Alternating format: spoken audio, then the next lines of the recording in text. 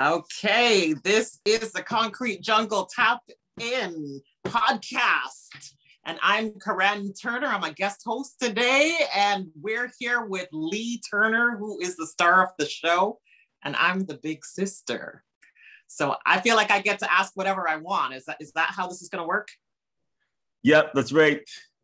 I have the answers. You ask the questions. Well, I don't know if you're going to have the answers, but I mean, I saw some of the other podcasts you did already. So I want to ask you a couple of questions because, I don't know if I agree with everything that went on, such as I heard you talk about how you got into martial arts and I heard a lot of stuff about fighting and, and it was a way to control your anger. But, as the big sister, and we have another big sister, our recollection is you being, a bit of a nerd, kind of this short, little scrawny guy. So and we kind of saw martial arts as a way to toughen you up. So you want to set the record straight on that, or was it both things, or are we remembering it differently than you? Well, I'm not saying that you guys are wrong. You guys are probably right. But martial arts is also, it's not addition, but it's subtraction. So martial arts is you're trying to find what's already there and bring that out. So that's what my instructors were good at. They looked in, they could see who I was, and they took away what was preventing me from becoming who I was. And once they removed that, then there was no stopping me, and I took it all the way. So, a little bit of truth in everything that you say there, sister. But what would you say to parents, though, that might have, a child that actually, in both of those kind of scenarios, either a child that, they're a little smaller maybe, or even more seriously being bullied? Like, is this something that would help? Or, or also for kids that, need a bit of anger management, like, keeping their emotions maybe a little bit more under control. Like, could you talk a little bit about like what martial arts might do in those circumstances, or what you've seen, because you've taught a lot of little kids too, right? Right. Yeah. The self-confidence is the number one thing you get that children or anyone gets from martial arts. It's through experience. So you end up in situations where you have to find a way out, and you realize that not that you can defeat every situation, but at least you can think your way through a situation and you can make adjustments. So once children or once anyone realizes that about themselves, then they're less hesitant to go into a new situation, because they know that in any situation, they're able to make adjustments and successful adjustments to allow them to achieve their goal. So even for kids to be able to do that, it's so empowering, because that doesn't always happen in everyday life. You don't always get thrown into the wolves where you have to make these type of adjustments. But in fighting, you're fighting when you're fighting against someone, you're by yourself, basically. And then that, you have your coaches there behind you, but they don't fight the fight for you. You have to fight your own fight. So within that context, you learn lots of valuable lessons. Yeah, so that makes perfect sense, especially for, the kids maybe that are being bullied or need some self-confidence. But what do you say also to the parents of the actual bullies? Right? Like, is martial arts something that helps them too, or would it actually make them even more aggressive? Like, have you worked with kids that were actually bullies, and how have you seen martial arts work in their lives? And I was a bully sometimes too. I guess everyone plays the bully and the bullied sometimes. So for bullying, I guess the best way is that, in martial arts, you find out that you're not the toughest. There's a belt system as well. So you go through, you start as your white belt, and then the last belt, not the last belt, but the goal in the beginning is to get a black belt. But as you go through the levels, you realize that when you go from white belt to the next belt, which is yellow, you realize that, I was the best in the white belt class, but now I'm in the yellow belt class and I'm the worst. So you get beat up for a while, get to the top of that class, then they go into the next class, which is what it could be, your green belt. And it's the same thing. You're at the top of your yellow belt class, but the green belt class, you're at the bottom. So you have to fight your way back up to the top. So it's humbling. You're humbling, and then you're at the top. Then you remember your lessons when you become at the bottom again. So it's a wave. Once again, it's a wave pattern. And if you ride that wave, you learn that you're not the best. There's always somebody better. You should be humble, because, you may have to reap what you sow. You serve knuckle sandwiches, you may have to eat knuckle sandwiches. Yeah. So do you think it builds like some empathy? I hear you talking about humility, but do you think maybe they kind of start to see things from the other side as well a little bit? Definitely. That's the word I was thinking of. I was looking for empathy. Yeah. Definitely builds empathy and compassion. So that reminds me, speaking of bullies, I kind of remember, when we were kids that, someone, could be you, kind of would, I don't know if you were practicing, like before you got into martial arts, I remember being like passing out because somebody gave me like a kick or something to my jugular. So do you have some empathy now? Oh, for sure. That, you know what, that wasn't, that was way back in the day. That wasn't martial arts, that was soccer. Soccer. I guess that was the ball. Because in fact, I tell people now that I'm responsible for your martial arts career because, I think I was the one that, toughened you up. You practiced on me. I actually take full credit. Everybody needs an older sister, especially a couple of years older. Every guy needs an older sister because then it's a good match. That's a good matchup. Good competition. It is a good match. It is a good match. But I do also remember the days too where I kind of felt like I was your protector because when you're 5 and your sibling is 8, it feels like this massive difference. Now it doesn't feel like anything. But I remember I'd be saying to kids, "Don't you talk to my brother? You leave him alone." But now it's like the tables have turned and you're my protector. So so interesting how life turns. We got to see how you got to see each other in those kind of situations. You had a very good fighting style. Sometimes you'd hop on one foot and with the other foot you'd kick it out, almost like a kangaroo style. I was looking if I could see somebody else using that kangaroo style. I never seen anybody else use that style, and I wish that style could become more popular. I wish the world could have seen that style.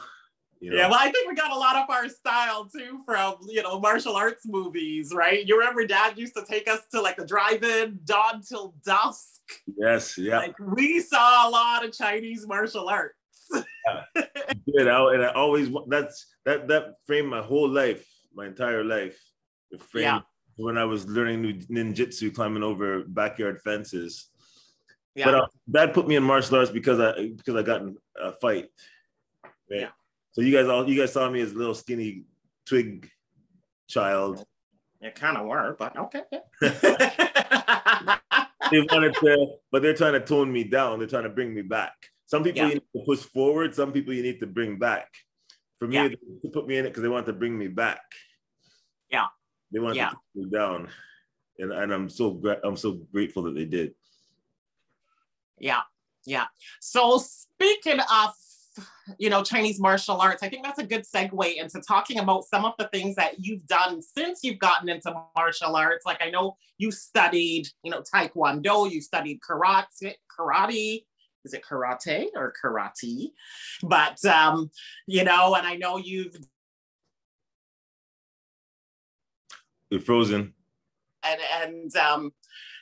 And you've also been studying things from several different countries and continents and being a Black man, a Black martial artist, I'm just kind of wondering, what else have you studied? What else are you seeing out there? I know you talk about Black martial arts, and maybe you could even talk a little bit about the Angolan roots to some of the martial arts that you're doing right now.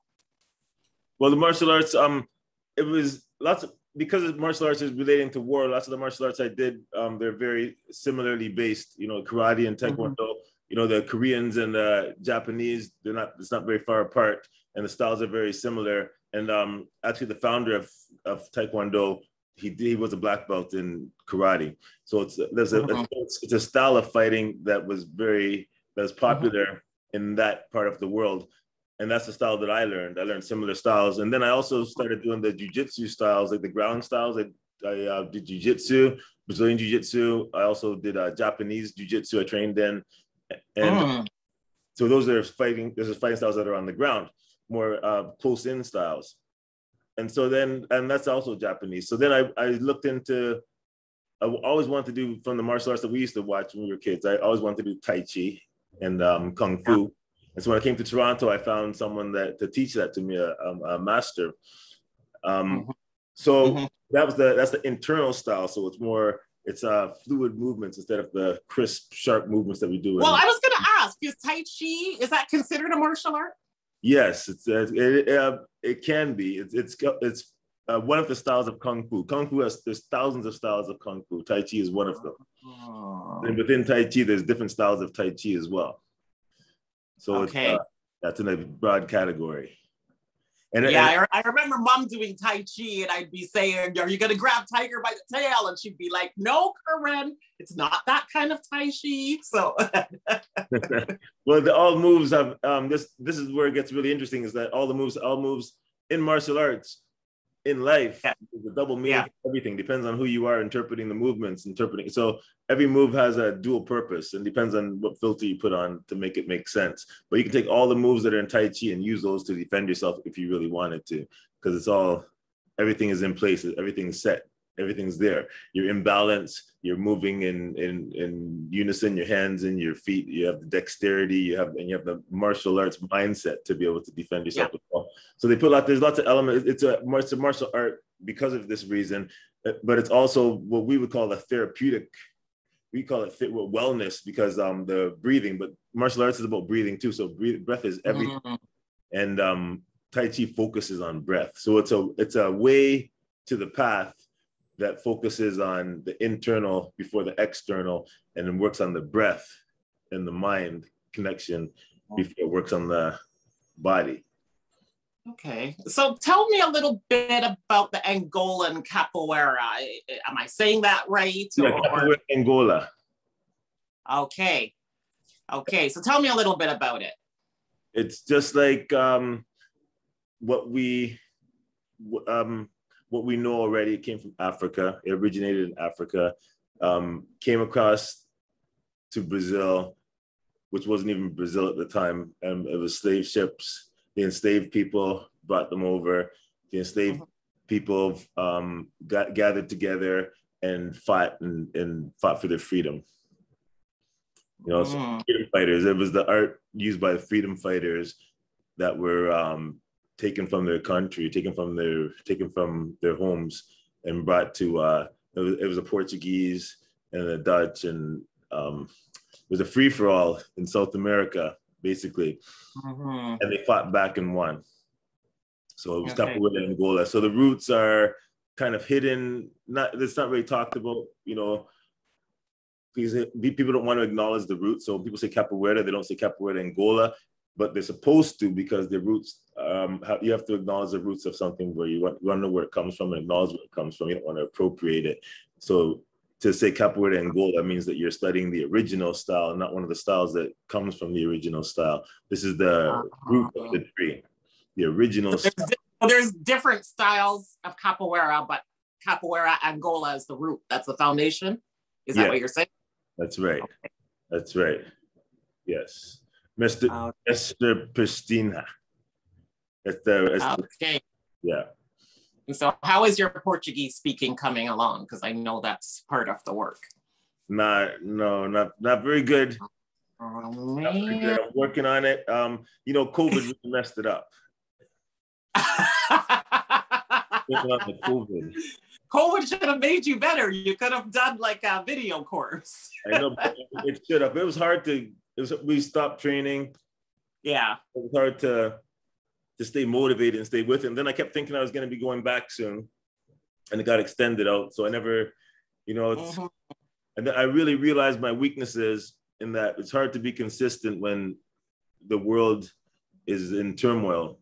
When everything was going great, it was easy to train. But then as soon as things started to go topsy-turvy, the world started to turn, it was very difficult to train.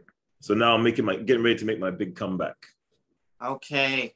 So that's actually a good segue into talking about mental health, because we're hearing a lot about mental health in sports, with, Simone Biles, Naomi Osaka. So, I'm not going to ask your opinion on them because, for one thing, it's not really our place for our business. They're doing what they need to do. But I just wanted to talk to you about it just because you are an elite athlete. You are a world-class athlete. You've been a world champion, Canadian champion, North American champion. And so, you know, you're right up there with all of the elite athletes, you know, in your prime. And so when you think about kind of the role of mental wellness in, you know, in the arts, you know, in the martial arts, in fighting, just kind of wondering do you think when you see like the Simone Biles and the Naomi Osaka's, like, how do you feel? Not about them. Is there more avenues now to talk about this? Do you think if we were talking more about mental health when you were, you know, fighting, that, you know, maybe fighters would have, you know, been able to discuss and pay attention to their mental health in different ways? Like, were there conversations happening when you were fighting more? Well, martial arts is more of a thing where the whole idea is you want to quit. Like every second, all you want to do is quit.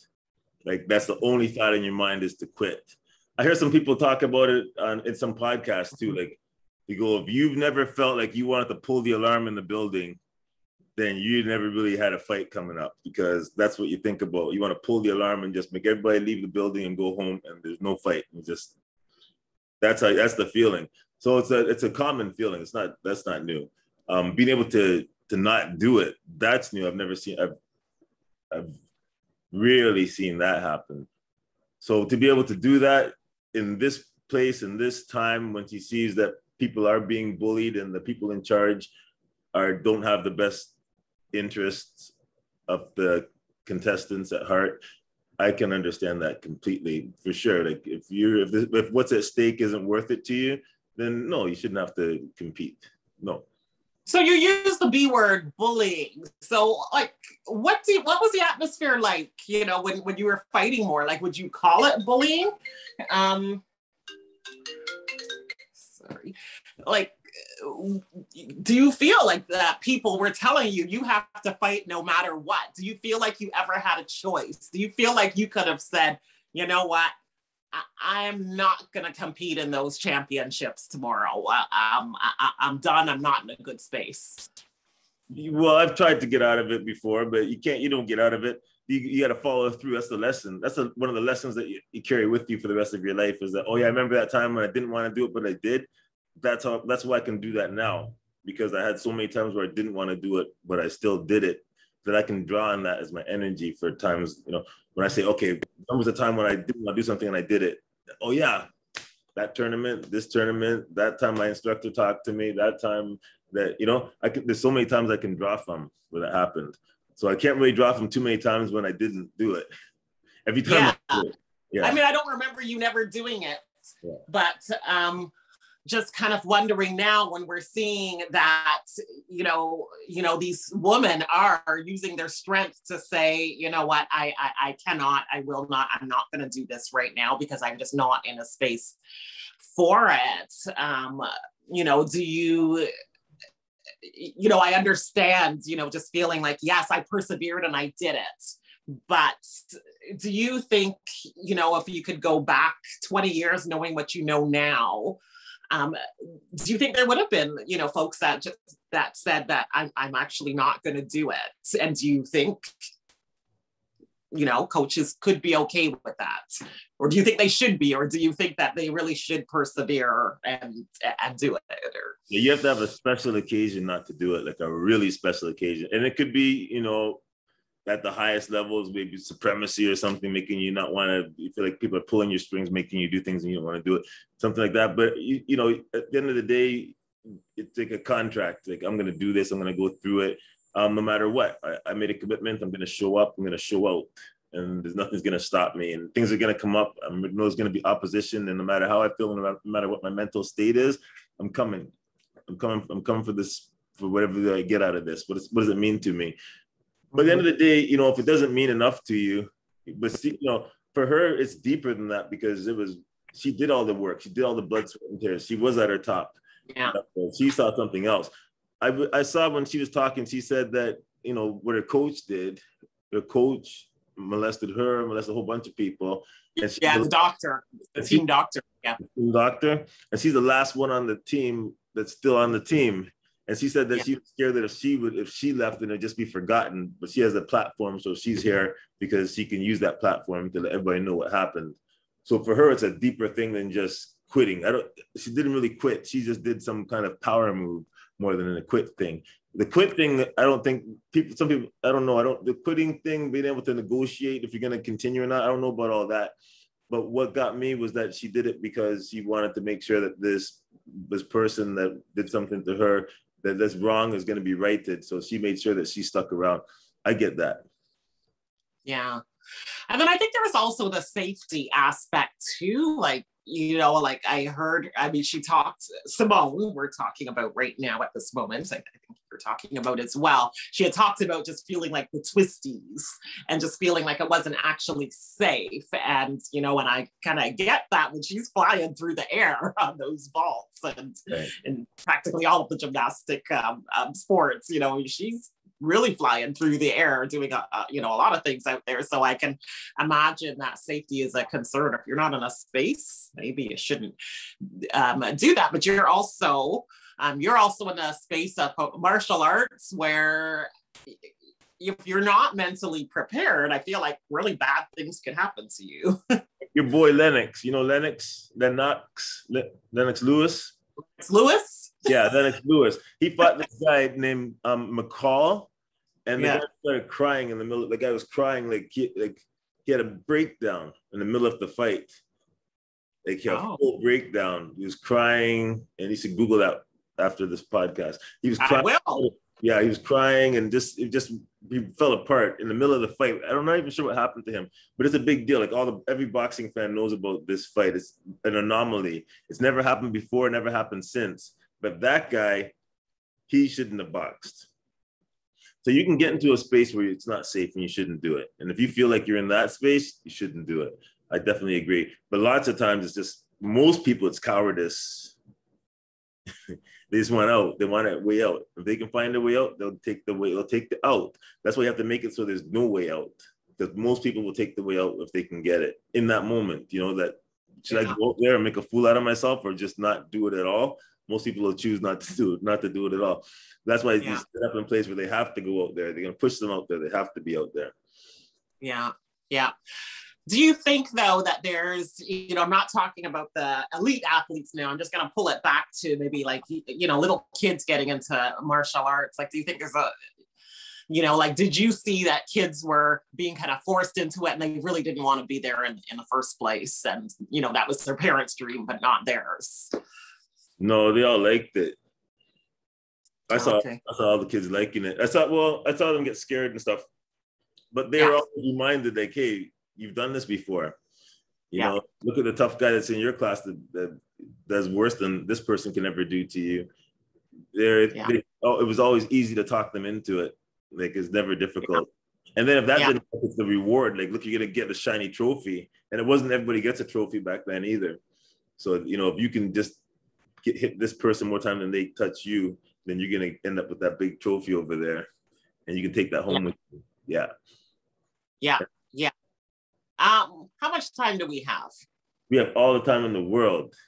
All right. Okay. 4:33. We got one more question. Then I got to go train my client. I'm sorry. Well, that's what I was thinking. I mean, I knew that you had an appointment and, and I know you're in demand. And so you don't have a lot of time to talk. Folks are waiting for you. So I'm just going to ask one last question, just talking about Black martial arts, or actually, I really want to talk about Black people in martial arts, because there's a lot of folks from, Africa and the diaspora, the Caribbean, that are really excelling. So kind of what are you seeing out there? I saw in the Olympics, Jamaica, had a judo team member represented. What are you seeing in MMA, like folks from African countries in the Caribbean? Like who do you like from the diaspora out there right now?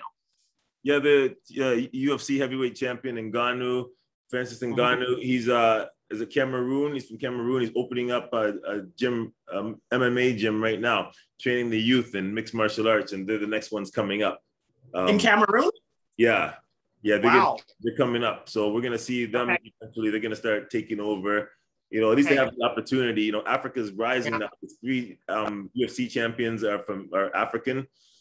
So we're gonna see they're gonna put money back into grassroots, you know, back into Africa, so they can have grassroots MMA coming up, and then eventually you're gonna watch this, and they're gonna see what kind of fighters they have out there, and they're gonna bring them into the UFC, and those guys are a different kind of toughness that we're gonna see what happens, because it's always been, you know, what happens when, you know, you get someone straight from Africa and you put them in the UFC, what happens, and now we're starting to see what happens. But there's also the Russians on the other side, so you know, it's gonna be we're gonna see what happens in the world of martial arts, because Africa's on the rise. Yeah.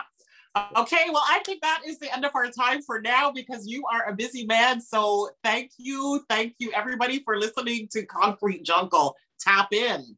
All right, so take care, have a good day. Bless. Wakanda forever. Wakanda forever. Thank you so much. All right. Take care. Bye.